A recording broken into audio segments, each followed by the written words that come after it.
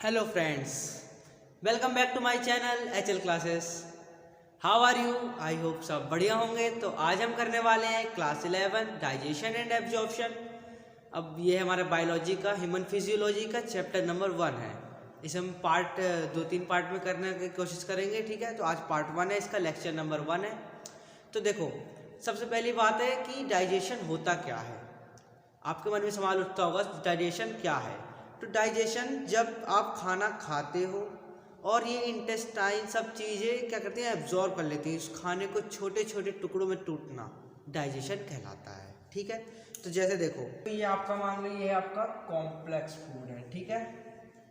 क्या ये एक कॉम्प्लेक्स फूड है, ठीक है, समझ में आ रहा है, कॉम्प्लेक्स फूड है। अब इसको आपने छोटे छोटे छोटे छोटे छोटे छोटे पार्टिकल में तोड़ा, वो किसकी प्रेजेंस में? Presence of water. उसे बोलते हैं हम क्या? डाइजेशन। क्या बोलते हैं? डाइजेशन, ठीक है। मतलब कॉम्प्लेक्स कुछ बड़ा फूड खाया आपने, उसे छोटे छोटे टुकड़ों में तोड़ दिया और वाटर की प्रेजेंस में, वो होता है आपका क्या? डाइजेशन कहलाता है, ठीक है। तो देखो यहाँ से देख लेते हैं हम, अब हमारे पास नोट्स पड़े हुए हैं। और देखो ये क्या होता है, ये होता है नॉन एब्जॉर्बेबल सब्सटेंस। पता ही है आपको, एब्जॉर्बेबल सब्सटेंस, ठीक है। नॉन एब्जॉर्बेबल सब्सटेंस होता है ये होता है एब्जॉर्बेबल, मतलब इसे एब्जॉर्ब करती हैं हमारी इंटेस्टाइन जो विलाई होती है, वो इसे करती हैं, एब्जॉर्बेबल सब्सटेंस, ठीक है। अब देखो, एक नोट डालना है आपको। नोट पे क्या लिखना है? The water we take in plays an important role in metabolic process. The water we take, जो हम वाटर लेते हैं, plays an important role in metabolic process. Metabolic process कौन सी होती है? जो घुलने वाली प्रोसेस होती है, ठीक है, उसे बोलते हैं हम क्या? Metabolic process. याद रखना है अच्छे से, ये क्वेश्चन पूछेगा what is the role of water. तो वाटर के तो बहुत सारे रोल होते हैं, पर इसमें से एक रोल है कि प्लेज इन मेटाबॉलिक प्रोसेस में ये क्या करता है? काम करता है, ठीक है। तो चलो इसके आगे अब देखो, अब यहाँ से हमारा शुरू होता है क्या? Alimentary canal. चलो इसे हटा देते हैं, समझ में आ रहा होगा, अभी तो हमारी स्टार्टिंग ही है।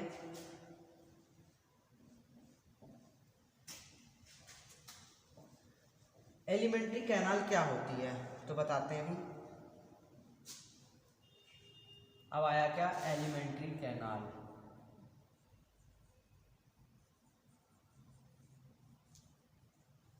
अब देखो, एलिमेंट्री कैनाल आपके मुंह से लेकर के एनस तक का रास्ता एलिमेंट्री कैनाल कहलाती है। याद रखना आप, क्या होती है एलिमेंट्री कैनाल?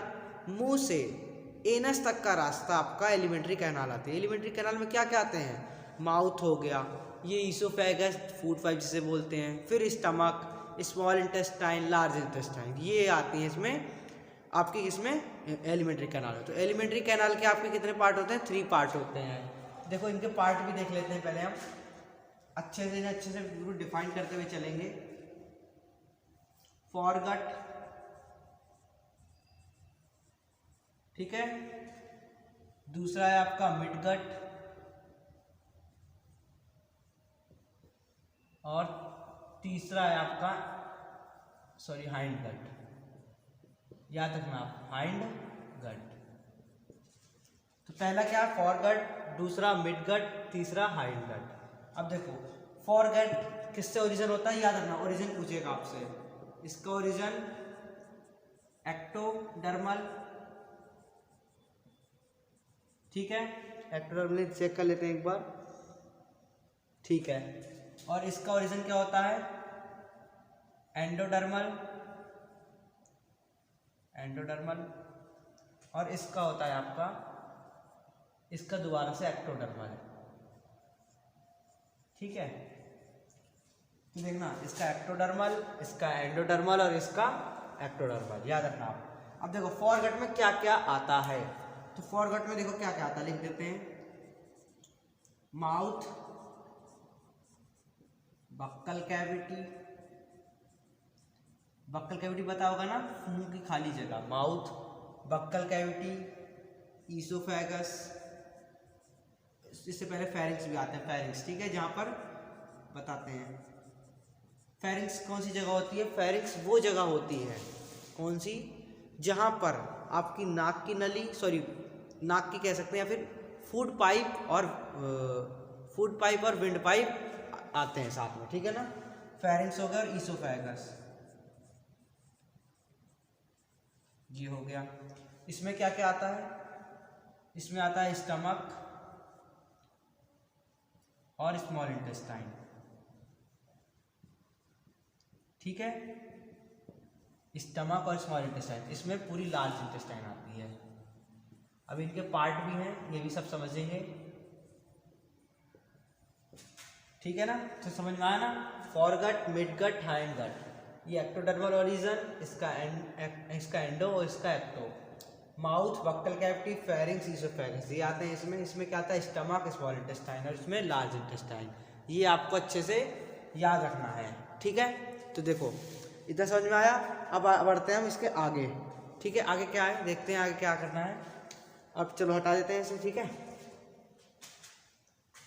एलिमेंट्री कैनाल की 3 पार्ट थे, अच्छे से इन्हें आप समझ लेना, घर में अच्छे से पढ़ना, ठीक है।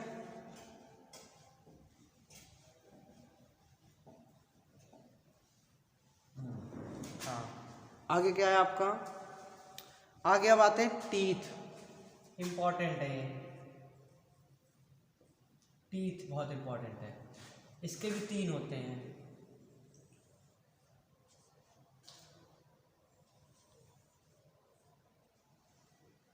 डाइफोडोंट,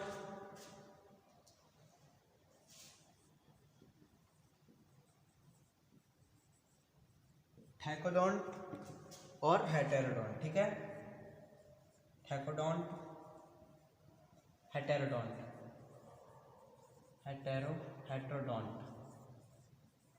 चलो अब सबके बारे में समझेंगे। हेटेरोडोंट के 4 पार्ट होते हैं, देखते चलो। इंसीजर, कैनाइन, प्रीमोलर और ये हो गए मोलर। सबसे ज़्यादा क्वेश्चन इन्हीं से आता है, ठीक है ना, प्रीमोलर और ये मोलर। थैकोडोंट, अब देखो डाइफोडोंट भी पढ़ेंगे, पर थैकोडोंट क्या होता है? टीथ परमानेंट इन अ सॉकेट। इसका मतलब क्या होता है? Teeth permanent in the socket. आपको भी अपने ऐसे ही फ्लो चार्ट बनाते हुए चलना है, जिससे आपको ज़्यादा समझ में आएगा, ठीक है, क्योंकि फ्लो चार्ट में ज़्यादा समझ में आता है एक पैराग्राफ के कंपैरिजन, ठीक है। अब देखो डाइफोडोंट को पढ़ेंगे अभी। डाइफोडोंट में क्या क्या होता है? देखो इसमें 2 सेट ऑफ टीथ होते हैं। इसे पहले मिटो देते हैं, दोबारा से फिर ये करेंगे, ठीक है। डाइफोडोंट, देखो डाइफोडोंट 2 टाइप के होते हैं, बताया था हमने आपको। कौन कौन से टाइप के होते हैं? पहला होता है प्राइमरी और दूसरा टेम्परेरी, जो आता है प्राइमरी बोलते हैं, ठीक है ना। प्राइमरी डेंटिशन क्या बोलते हैं इन्हें? प्राइमरी डेंटिशन, ठीक है। और अगला होता है सेकेंडरी डेंटिशन।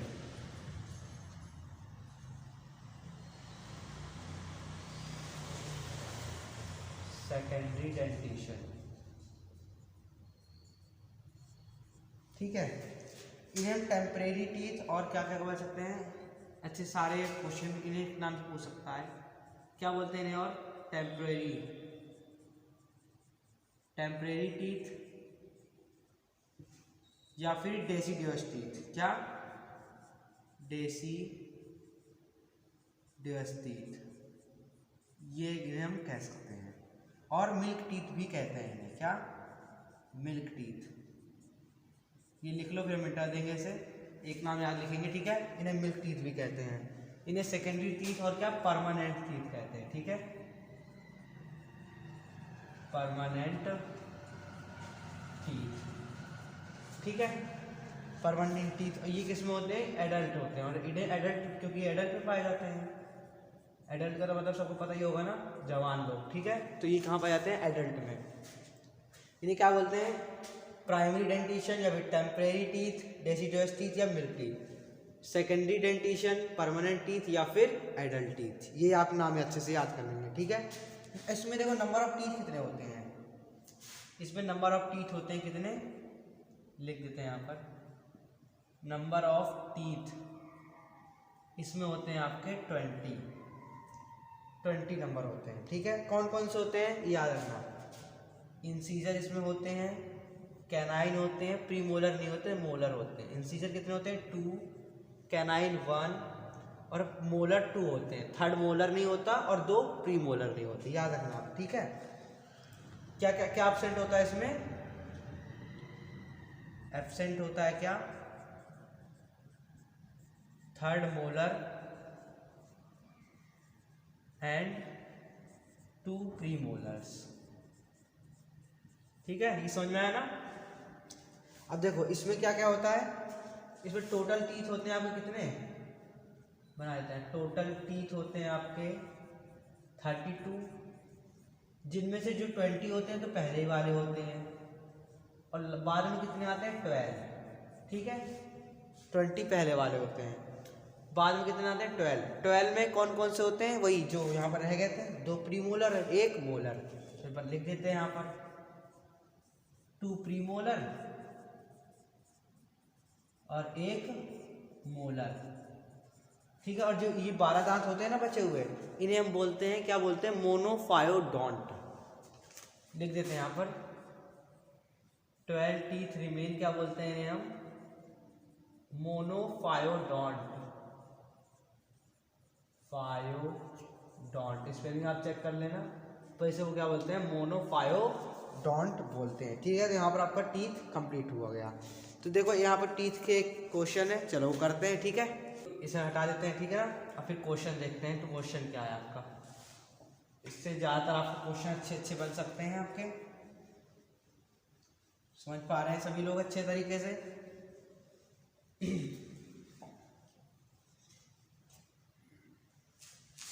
चलो तो आगे बढ़ते हैं। क्या क्वेश्चन बन सकते हैं? क्वेश्चन देख लेते हैं इसमें से। Question number first, number of teeth which appear only in single time. क्या है? Number of teeth which appear only in single time, जो केवल एक बार दिखते हैं, क्या बोलते हैं उन्हें? और नंबर क्या होता है उनका? 12 होता है, तो पता ही है, ठीक है। बताया था हमने आपको यहाँ पर कितने होते हैं? 12 होते हैं। क्या बोलते हैं उन्हें? उन्हें बोलते हैं मोनोफायोडोंट। मोनोफायोडोंट, ठीक है, पूछ सकता है। क्वेश्चन 2, थैकोडोंट। अब ये तो हो गया, ठीक है। आगे देखते हैं, क्वेश्चन देखते हैं। Dental formula of adult. आपको डेंटल फॉर्मूला बहुत पूछेगा, ठीक है। ये अभी सारे सबके डेंटल फॉर्मूला लिखेगा। क्या? Dental formula in adult. तो ये याद रखना, एडल्ट मतलब जवान आदमी, ठीक है। तो उसमें कितने होंगे? सब बता देते हैं। 2 होते हैं इंसीजर्स, 1 कैनाइन, 2 प्रीमोलर, 3 मोलर्स, ठीक है। ये होते हैं आधे जबड़े, समझ रहे हो ना, अपर या लेफ्ट नीचे के। तो ऐसे आधे में इतने हो गए, आधे में इतने हो गए, इंटू 2 कर दो, ठीक है। ऐसे होता है 3, 2, 5, 6, 7, 8 और 8 16, 16 2 जा 32, मतलब टोटल कितने हो गए? 32। ये याद रखना आप, ठीक है। मतलब ये चौथाई भाग, मतलब जैसे आधा है तो इसके इतने में इतने होते हैं, आपके इतने में इतने होते हैं, ठीक है। अब इसी में अगला क्वेश्चन आ जाएगा, इसी से ही जगह कम इसलिए ऐसे लिख रहे हैं हम, ठीक है। Dental formula of milk teeth. क्या? Dental formula of milk teeth. Milk teeth का क्या डेंटल फॉर्मूला? तो देखो मिल्क टीथ में क्या एब्सेंट होता है, वो जो प्रीमोलर्स एब्सेंट होते हैं, तो 2 ये तो होंगे ही, प्रीमोलर्स नहीं होंगे, पर 2 मोलर्स होते हैं इसमें, ठीक है, एक गायब होता है। तो 2 1 0 2 इंटू कितने 2, देखो 2 3 4 5 5 5 10 10 2 जा 20 में कितने दांत होते हैं, 20 टीथ होते हैं, निकल गया हमारा। अगला क्वेश्चन क्या बनेगा इसका कि इसका देखो मिल्क टीथ का हो गया आपका और इसका एडल्ट का हो गया। तो देखो डेंटल फॉर्मूला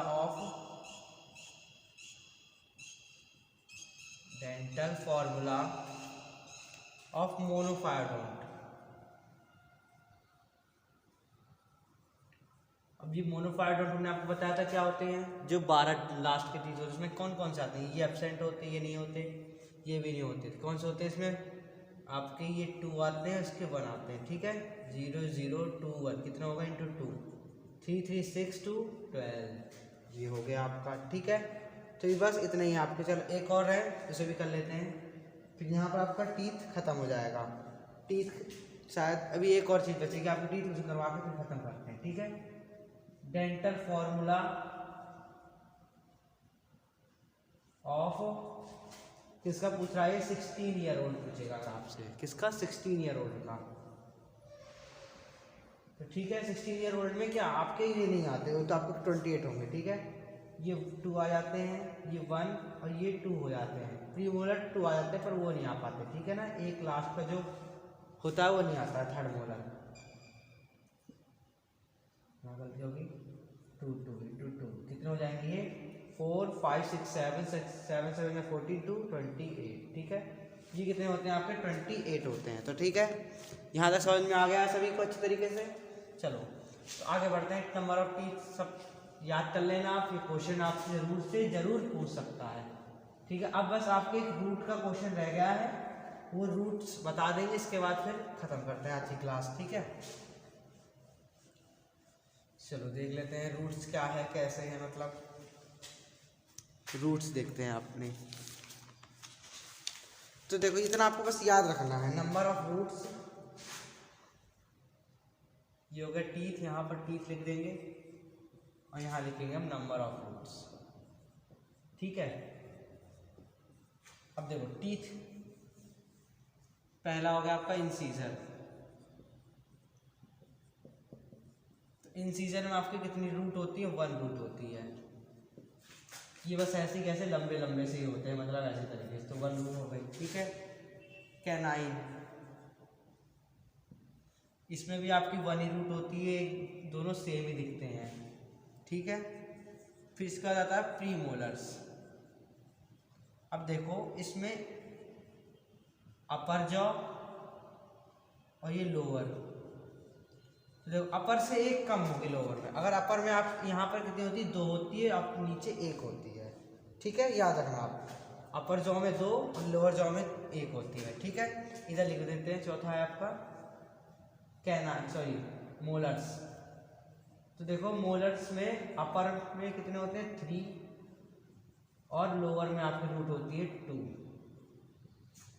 कितनी होती है 2, ठीक है, समझ में आया ना। यहाँ पर देखो इंसीजर में केवल 1 रूट होती है आपकी, कैनाइन में भी 1 रूट होती है, प्री मोलर में अपर में 2 होती है और लोअर में 1 होती है, क्योंकि ज़्यादा इन्हें काम और लास्ट तक चलते होते हैं, और मोलर में अपर 3 होती है, मोलर और लोअर में 2 होती है, ठीक है, समझ में आ गया सभी को।